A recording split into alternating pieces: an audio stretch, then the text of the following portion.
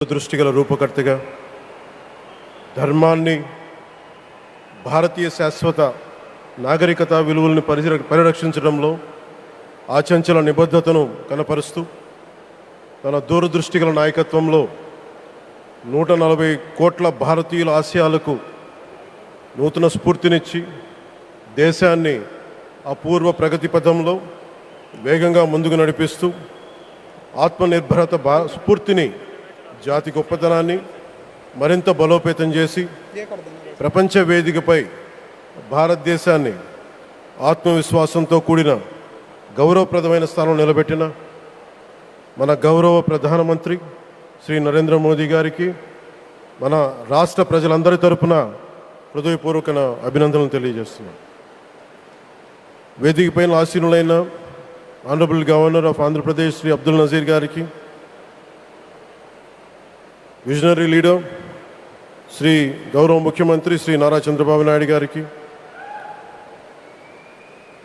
Honourable union minister civil aviation Kinjarapu Rammohan Naidu గారికి, honourable governor of Goa Shri Pusapati Ashok Gajapathi Raju గారికి, గౌరవ కేంద్ర మంత్రి వర్యులందరికీ,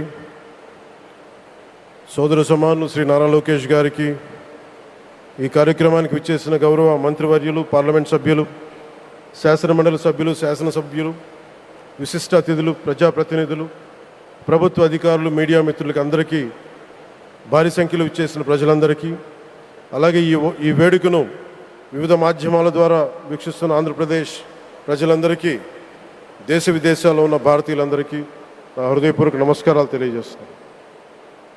ఈ నేల బానిసగా ఉండదు, ఈ జాతి ఎవరికి తలవంచదని సవాల్ విసిరిన అసామాన్య విప్లవ వీరుడు అల్లూరి సీతారామరాజు గారు.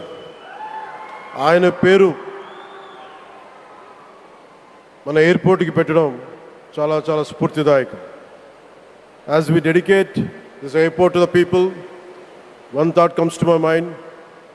అల్లూరి స్ఫూర్తి రెక్కలపై ప్రపంచాన్ని చేరే Andhra Pradesh. Rooted in Alluri's ideals and driven by the aspirations of our people, Andhra Pradesh is ready to soar to greater heights. ఈరోజు మన గౌరవ ప్రధానమంత్రి శ్రీ నరేంద్ర మోదీ గారి చేతుల మీదుగా అల్లూరి సీతారామరాజు అంతర్జాతీయ విమానాశ్రయానికి, జాతికి దీనిని అంకితం చేయటం ఆంధ్రప్రదేశ్ అభివృద్ధి ప్రస్థానంలో ఒక నూతన అధ్యాయానికి నాంది పలుకుతుంది. మోదీ గారి నాయకత్వంలో ఈరోజు 17,435 కోట్ల విలువైన అభివృద్ధి కార్యక్రమాలు ప్రజలకి అంకితం కావడం, అలాగే national highway projects, energy infrastructure ప్రాజెక్టులో ప్రారంభోత్సవాలు, శంకుస్థాపనలు జరగడం మన రాష్ట్ర అభివృద్ధిలో చాలా కీలకమైన ఘట్టం. ఈ ప్రాజెక్ట్స్ కనెక్టివిటీని బలోపేతం చేయడం కాదు, ఎనర్జీ సెక్యూరిటీని పెంచి ఇండస్ట్రియల్ గ్రోత్స్కి మరింత వేగాన్ని అందించి యువతకి ఉపాధి అవకాశాలు మెరుగుపరిచి ఆంధ్రప్రదేశ్ని మరింత వేగంగా అభివృద్ధి పదంలో ముందుకు నడిపిస్తాయి.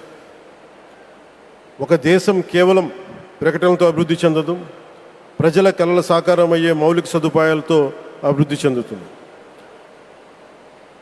So honourable Modiji, your vision of Viksit Bharat and Atmanirbhar Bharat is transforming the nation across every sector, from highways to railways, from ports to airports, from digital infrastructure to defense, manufacturing and renewable energy.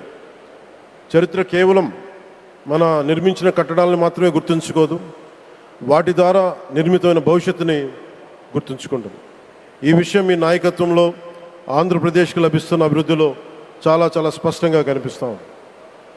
ఇదివరకే విశాఖపట్నంలో 2 లక్షల కోట్ల పైగా పెట్టుబడులు, అందులో ఎన్టీపీసీ గ్రీన్ హైడ్రోజన్ హబ్, జాతీయ రహదారులు, railway ప్రాజెక్టులు, అలాగే అమరావతి కోసం 50,000 కోట్ల పెట్టుబడులు, రాయలసీమ అభివృద్ధికి 13,400 కోట్ల ప్రాజెక్టులు మన రాష్ట్ర అభివృద్ధికి బలమైన పునాది వేస్తున్నాయి.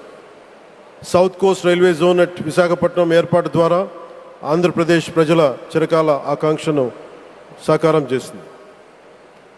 ఈ కార్యక్రమాలు మరిన్ని పెట్టుబడులు ఆకర్షించడంతో పాటు ప్రత్యక్షంగా పరోక్షంగా 20 లక్షల పైగా ఉపాధి అవకాశాలను సృష్టించి స్టేట్ ఇన్ఫ్రాస్ట్రక్చర్ని మరింత బలోపేతం చేస్తూ ఆర్థికాభివృద్ధికి మరింత బలాన్ని అందిస్తున్నాయి. అలాగే గౌరవ చంద్రబాబు నాయుడు గారి నాయకత్వంలో, ఆయన మార్గదర్శకత్వంలో, వారి నాయకత్వంలో ఆంధ్రప్రదేశ్ దేశంలోని అగ్రగామి రాష్ట్రంగా అవతరిస్తూ ఉంది. ప్రత్యేకించి ఈ విమానాశ్రయానికి అల్లూరి సీతారామరాజు గారి పేరు పెట్టడం ఆ మహావీరుడికి నివాళి మాత్రమే కాదు, ఆయన ఆశయాలను, ఆయన స్ఫూర్తిని భావితరాలకు అందించే చాలా చాలా గొప్ప నిర్ణయం. జి మల్లికార్జునరావు గారు, జిఎంఆర్, అందరూ ప్రేమగా పిలుచుకున్న జిఎంఆర్ గారు, వారు దీన్ని కట్టడం శ్రీకాకుళం జిల్లా నుంచి వచ్చి, రాజాం నుంచి వచ్చి శ్రీకాకుళం వెనుకబాటుతనానికి ఆయన కృషిని ట్రస్టుల ద్వారా అందిస్తూ ఆయన నేతృత్వంలో, ఆయన నాయకత్వంలో ఎయిర్పోర్ట్ నిర్మించడం మనందరికీ చాలా చాలా గర్వకారణం. ఈ సందర్భంగా మనందరం ఒక నిర్ణయం తీసుకోవాలి. పండ్లున్న చెట్టుకే రాళ్ళు వేస్తారంట. కష్టపడే కుటుంబ సభ్యుడు, తండ్రి కావచ్చు, పెద్ద కొడుకు కావచ్చు, అందరూ అతని మీద పడతారు. నువ్వు ఎక్కువ కష్టపడు, ఎక్కువ తిట్లు తింటావు. అలాంటిది మనం ఎలాంటి పరిస్థితుల నుంచి వచ్చాం? భారతదేశం ఒక పరిస్థితిలో బంగారాన్ని కూడా తాకట్టు పెట్టుకునే పరిస్థితి వచ్చింది. అలాంటి పరిస్థితుల నుంచి దశాబ్దం పైనుంచి మూడోసారి ప్రధానమంత్రిగా ఆయన ఈ రోజున మన దేశాన్ని నడిపిస్తూ ఉన్నారు. అలాంటి ప్రధానమంత్రిని చాలామంది ఆయన మీద మాట్లాడుతూ ఉంటే, ఆయన్ని అనకూడని మాట్లాడుతూ ఉంటే నా గుండె కదిలించేసింది, నా కన్నీళ్ళు వచ్చినాయి, బాధ వచ్చింది.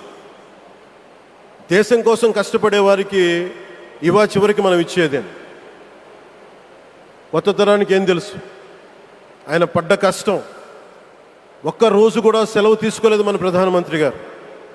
ఈరోజు పెట్టుబడులు వస్తున్నాయి మనకి, ఒక్కరోజు కూడా సెలవు తీసుకోలేదు. శత్రు దేశాలు, మన అభివృద్ధికి ఈర్ష్యపడే పశ్చిమ దేశాలు, వీటన్నిటినీ తట్టుకొని ఒకవైపు విదేశాల్లో ఉండే శత్రువులతో పోరాడాలి, దేశాన్ని అభివృద్ధి పదంలో తీసుకెళ్దామంటే అంతర్గత శత్రువులతో పోరాడాలి. అలాంటి వ్యక్తికి మనం ఇవ్వగలిగేది కేవలం మేమున్నాం, మీ వెంట, మీ మీద మాట పడితే అది మా మీద పడ్డట్టే, అదే మనం వారికి ఇవ్వాల్సింది. నిజంగా ఆయన జంతర్ మంతర్లు అన్ని మాట్లాడుతూ ఉంటే నేను ఈ రోజున ప్రధానమంత్రి గారికి ఒకటే ఇస్తున్నాను, మిమ్మల్ని కొట్టే నాయకుడు లేడు ఈ భారతదేశంలో, రాబోడు. కానీ మీరు పడ్డ శ్రమ, మీరు పడ్డ కష్టం ఎవరు తీసుకోలేరు. ఎన్ని బాధలు పడ్డా, ఎన్ని దెబ్బలు తిన్నా ఈరోజు మనం గర్వంగా చెప్పుకుంటున్నాం. మన ఉత్తరాంధ్రకి ఎయిర్పోర్ట్లు వచ్చినాయి, ఇన్ని లక్షల పెట్టుబడులు వచ్చింది ఆంధ్రప్రదేశ్కి.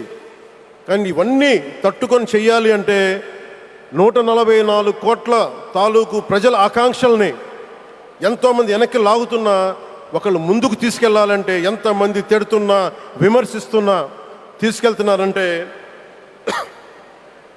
ఒకే ఒక్క నాయకుడు ప్రధానమంత్రి శ్రీ నరేంద్ర మోదీ గారు. నేను ఎందుకు తపన పడ్డాను, నేను అలయన్స్ కోసం ఎందుకు తపన పడ్డాను, మీ నాయకత్వం మాకు కావాలి ఎందుకు తపన పడ్డానంటే, ఈరోజు ఎయిర్పోర్ట్ ఆపేశారు. ఒక చిన్నపాటి ఎర్ర బస్సు కూడా రాని చోట ఎయిర్పోర్ట్ అవసరం లేదన్న వ్యక్తులకి సమాధానం ఇదే. ఇన్ని వేల మందికి ఇన్ని వేల కోట్ల పెట్టుబడి వచ్చింది అంటే ఆశీస్సులు కావాలంటే, దేశం కోసం నిలబడే నాయకుడికి మన అండగా ఉంటే ఏం జరుగుద్ది అంటానికే ఈ భోగాపురం ఎయిర్పోర్ట్ ఈరోజు ప్రారంభోత్సవం నిలువెత్తు నిదర్శనం. ముఖ్యంగా 25 సంవత్సరాలు లోబడి ఉన్న పిల్లలున్న ప్రతి ఒక్కరికి కూడా నేను ఈ సందర్భంగా తెలియజేస్తున్నాను, పిల్లల్ని సరైన దారిలో పెట్టడం, సరైన సంస్కారాలు నేర్పించడం చాలా చాలా అవసరం. ఈరోజు పొద్దున్నే ప్రధానమంత్రి గారి స్టేట్మెంట్ చూశాను. ఆయన తిట్టిన, ఎన్ని దూషించారో వారిని కూడా పెద్ద మనసుతోటి క్షమించారు ఆయన. అలాంటి ప్రధానమంత్రి గారికి మీ పాదాలకు నేను నమస్కారం తెలియజేస్తున్నాను. నిజంగా మీ ఉన్నతి, మీ ఔన్నత్యం ఈరోజు చాలా చాలా స్ఫూర్తిదాయకం. భారతదేశం మీ అందరికీ కూడా, ప్రజలందరికీ కూడా, ఆంధ్రప్రదేశ్ ప్రజలందరికీ కూడా, దేశ ప్రజలందరికీ కూడా ఒక నాయకుడి కష్టాన్ని మనం వెంటనే గుర్తించలేం. ఆయన ఎంత తపన పడుతున్నారు. ఒక కుటుంబాన్ని నడపడం ఎంత కష్టపడుతున్నాం. 140 కోట్ల మంది ప్రజలు నడపడం ఎంత ఆషామాషి వ్యవహారం కాదు. ముందుకు తీసుకెళ్లే నాయకుడికి తెలుస్తుంది. అలాంటి వ్యక్తికి మనం ఏమి ఇవ్వగలం. దేశాన్ని నడిపించడం అంటే రామకార్యం లాంటిది. హనుమంతుడు లంకకు లంఘించినప్పుడు అనేక అవంతరాలు వచ్చినాయి, అనేక అడ్డంకులు వచ్చినాయి. రామకార్యం చాలా గొప్పది. అలాగే ఈరోజు ప్రధానమంత్రి గారు దేశాన్ని ముందుకు నడిపించేది బృహత్కార్యం, అది చాలా మహాకార్యం. అది అలాంటి వ్యక్తికి మనం ఇవ్వగలిగేది, హనుమంతుడికి మనం ఏమి ఇవ్వగలం? నువ్వెంత గొప్పగా లంఘించావు, ఎంత కష్టపడ్డావు. ఏ దేవతకైనా ఇవ్వాల్సిన స్తుతే. వాళ్ళు మన నుంచి ఏమి కోరుకోరు. ఒక తల్లిదండ్రులకి మనం ఏం కోరుకోరు. అమ్మ నువ్వు మా కోసం కష్టపడ్డావు, నాన్న నువ్వు మా కోసం కష్టపడ్డావు అని.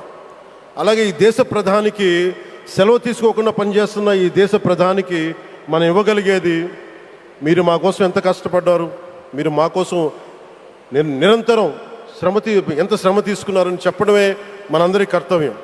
అలాంటి గౌరవ ప్రధానమంత్రి గారికి మనస్ఫూర్తిగా మీరు అనుకున్నంత కాలం అధికారం మీరు వద్దంటే వదలాలి, కానీ అధికారం మీ చేతుల్లోనే ఉంటుంది. దానికి మేమందరం నిరంతరం కృషి చేస్తామని తెలియజేసుకుంటూ, భారతమాత ముద్దుబిడ్డ మన ప్రధానమంత్రి నరేంద్ర మోదీ గారికి ధన్యవాదాలు తెలుపుకుంటూ, ఒక్కసారి ఆయనకి ఇవ్వగలిగేది భారత్ మాతకి జయజయలు చెప్పుకుంటూ సెలవు తీసుకున్నాను.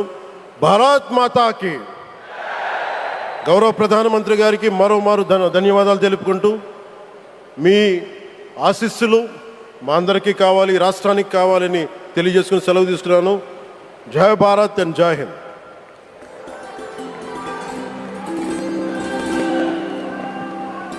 Thank you sir, thank you very much.